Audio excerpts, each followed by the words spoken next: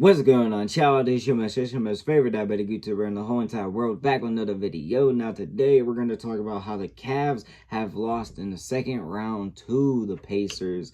And honestly, I'm just going to give my thoughts and opinions on the whole series and, what actually went down and why they just can't finish. Pause. Now, of course, I really don't have anything like high def or any, like analytics or anything like that. But, I'm just going to give my thoughts and opinions from just watching it as the game goes. Now, I really don't think there's a lot of crazy moves that they will be making or gotta make, but there are some things that they definitely need to fix.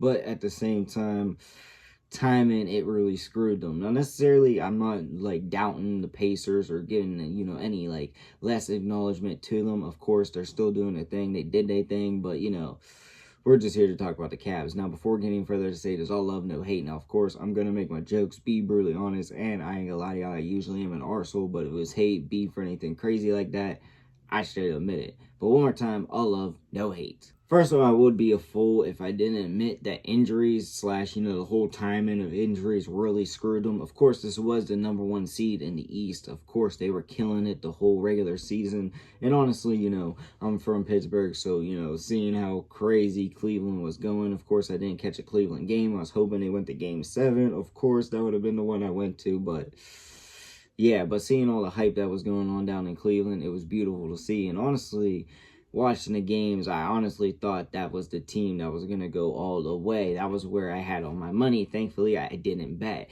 But yes, injuries was a huge part of what actually went down because the key players to their team weren't really doing good. Which at the same time, yes, their injuries sound silly to certain people. But at the same time, when you think about it, when you're like yay tall and, etc., like what height and shit, height and weight and shit, you really got to think about running and all that on toe injuries, heel injuries, etc. You know what I mean? Like, it might sound slight, but really got to think about the wear and tear that's actually going on, even if it is only for 30 minutes a day or whatever you want to say to make it a little bit simpler. But the injuries were there and it really affected them, especially watching the game yesterday.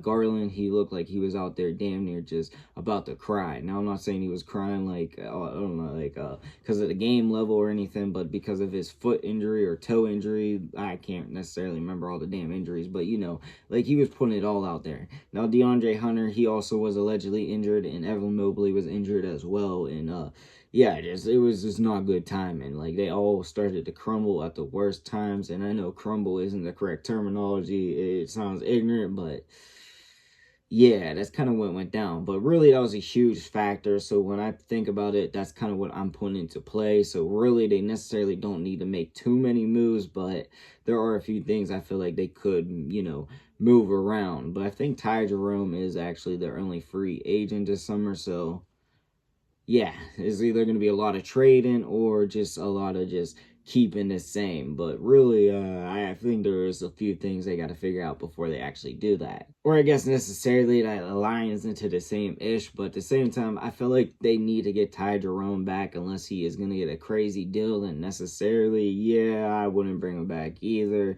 because I think he is a vital player and I think he is a good player for your team, but if he's getting an offer for bigger than what he actually brings to the team off the bench, then realistically, yeah, it would be smarter to let him go, make his bag, make his chili somewhere else. But at the same time, bring him back. And if you can trade, I hate to say it because I really don't know how Cav fans feel about Isaac Okoro anymore, but if you could trade him for maybe a better shooting guard off the bench or, a better...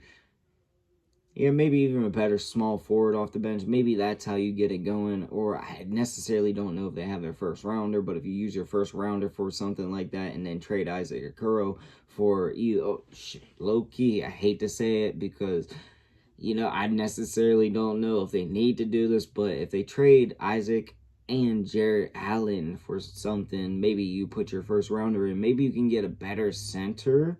Not necessarily, I don't think they need to do that, but it kind of feels like Jarrett Allen was slacking a little bit, and at the same time, I know he wasn't actually slacking, but just watching his gameplay out there with Evan Mobley and the other players and stuff like that, it looked a little bit off. Now, I'm not saying you got to ship him away because of one bad series or anything like that, but necessarily when I'm trying to think of ways to make this team better, it's kind of like what I'm thinking. Now, I really don't know what center could make them better right now that could be on the market or whatever, but you know, it's just an idea. But ideally, if you trade Isaac Okoro, I think you should trade him for either a shooting guard or a better small forward. Now, I'm not saying he ain't bad, but he's more of a defensive player, and I think they got that already like locked down with DeAndre Hunter and you know, all other players. Now, I don't think you gotta trade Donovan Mitchell or Darius Garland yet.